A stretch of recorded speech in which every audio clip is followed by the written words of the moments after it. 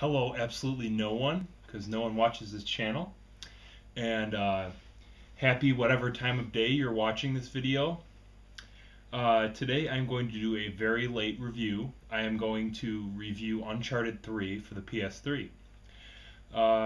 After buying myself a PS3 2 years ago, I made an effort to play the Uncharted games as quickly as I could. After beating Uncharted 2, Uncharted 3 was already announced, and I got caught up in the hype quite a bit.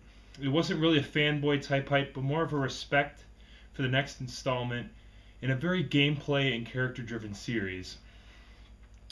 Waiting for the release of Uncharted 3 was a lot of fun for me. I made sure to completely protect myself from spoilers, even to the point of turning off the launch trailer halfway through. Call me a fanboy or not, I made sure to pre-order the collector's edition because I've always taken a strange liking to Sir Francis Drake's ring. Because I love history, and I thought that there is possibly some kind of history behind it, but it turns out Queen, whoever gave it to him, actually gave him like a huge diamond or ruby or something like that. So from a technical point of view, if you've ever heard of the Uncharted series, one of the major praises it gets from all of the critics is its graphics. I'd agree that the series boasts some of the greatest graphics in the business, but however, it's what Naughty Dog is able to achieve with these graphics that really sets them apart from other game companies. First off, the atmosphere that this game delivers using its stellar graphics is incredible.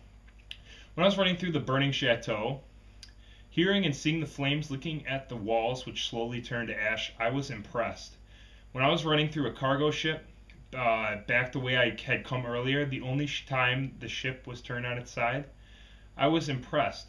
When I first got that glimpse of the lost city I had worked all those hours to get to, I was impressed. I was astounded the way I was when I first peered through the window for the first time in BioShock. Yeah, I went there. I simply wanted to gobble up all those high-definition purples, creams, and golds. More than often, I found myself twirling the right analog stick around to admire what the developers were able to create out of nothing. You will be in awe if you play this game. Also, the character models are bolstered up from the past games. Every interaction has its own well-created animation. The characters' faces would display the correct emotion and body language that could only be delivered in movies. Nathan gets dirty, Nathan gets sandy, Nathan gets cold, Nathan gets sweaty, Nathan gets wet. You heard it here first. Yet the player begins to take this for granted.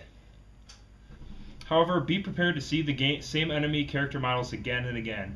This is almost to the point where you may end up having a name for each enemy, like, oh, killing Joe again, oh, killing Bob again. They tried adding something new with big bone characters, but each time one appeared on screen, it was almost like it was the same guy wearing new clothes. Basically was. Basically, you're going to see a lot of dudes running around bald with a soccer jersey on. Let's just get it straight. Not much can be said negatively here. Some people have complained of texture popping glitches, but I am yet to experience any of these things.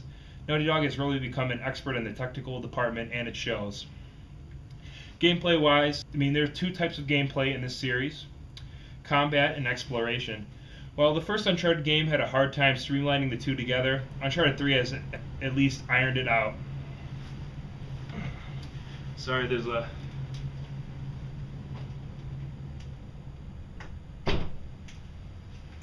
heater turned on. There are two types of gameplay in this series: combat and exploration. While the first Uncharted game has had a hard time streamlining the two together, Uncharted 3 at least has ironed this out. The combat aspect of the Uncharted series has never been my favorite, but fun and addicting nonetheless. All of the weapons are a blast to use, each having their own perks and cons and balance. While some battles ended up being find the RPG as fast as you can or you're going to die, it was fun having to shoot at semi-intelligent AI that would hide behind cover and grab their dead allies' guns. Big change that Uncharted 3 seemed to be pushing was to the melee combat, even though it did end up boiling down to mashing the square button until the enemy threw a punch, kind of like in Batman. It was fun to see Nathan repetitively punching an enemy in the gut against the wall or slap their head with a dead fish. You heard it. There was also an addition of new takedown moves where Nathan would do a unique finishing animation at random times. The coolest one I saw was when Nathan grabbed his AK-47 by the barrel and gave the baddie a nice whack to the face. A major turnoff to me was the push of stealth at certain points of the game. You would see an enemy with a flashlight standing near some kind of cover like a doofus, and you knew that you would have to try out stealth or you're going to be in one hell of a fight.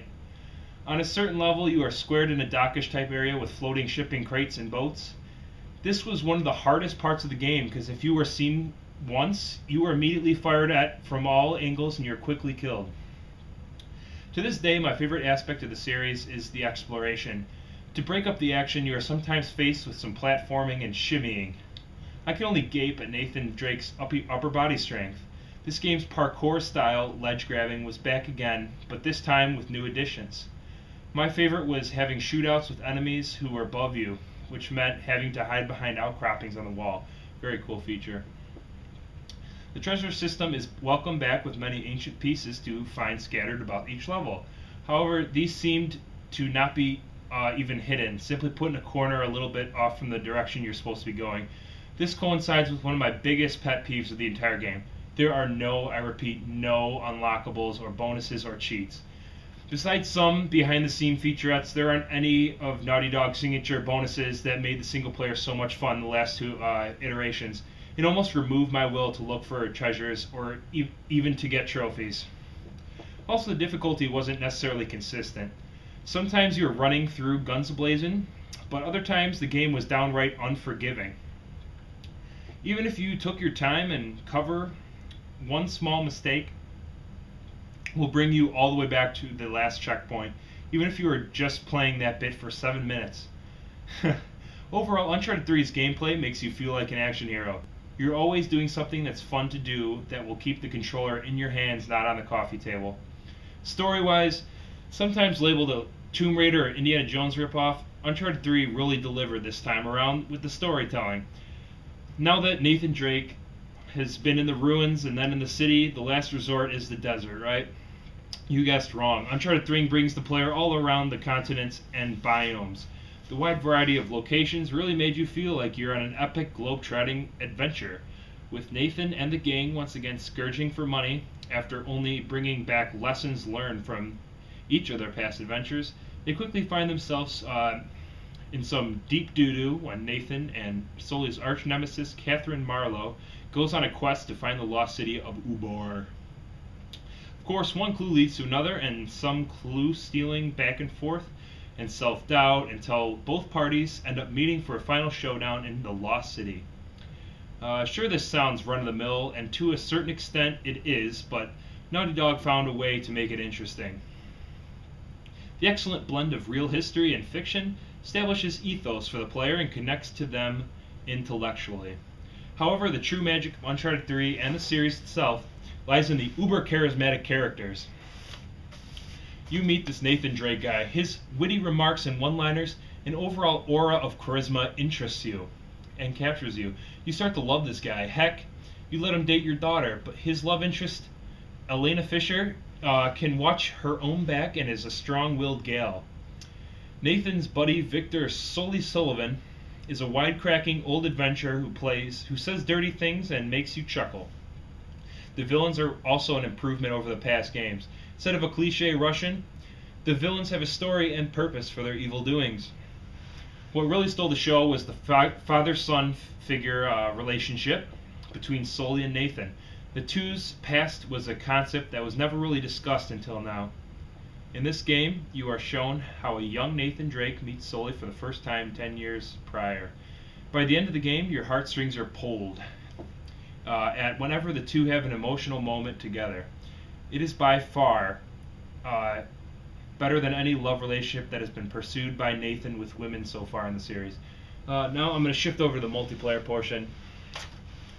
Screw the notes. Multiplayer, not very impressed. It was basically your run-of-the-mill team deathmatch and capture the flag type of thing, but in third person. Actually, the co-op and that kind of stuff was pretty cool. there's this mode called Co-op Adventure, and in this mode, it's kind of like another separate storyline, but weaker in story, actual story and writing. But you basically run around with your buddies and shoot people, just like the regular game. So anyway, so you're running around shooting people. It's told in chapters, and each chapter is like an individual game. And that's basically the only one I can play because I just get my butt kicked by the other players who play the regular game modes in multiplayer. And they've been consistently coming out with DLC for this game, but really what use is that to me since I just get my butt kicked? So probably, even if you own a PS3, you've probably owned this game already, but I wrote this like maybe a week after the game came out, but I just never made the video or published the review anywhere. So, sorry if you didn't get to see this review. If it helped you at all, wow, write me a little email, because I wouldn't believe you. And basically have a great night, morning, middle of the day, afternoon, wherever you're watching this and whenever. Sayonara, Guten Tag, no, not Guten Tag, Auf Wiedersehen, Adieu, all that kind of jazz stuff. Bye-bye.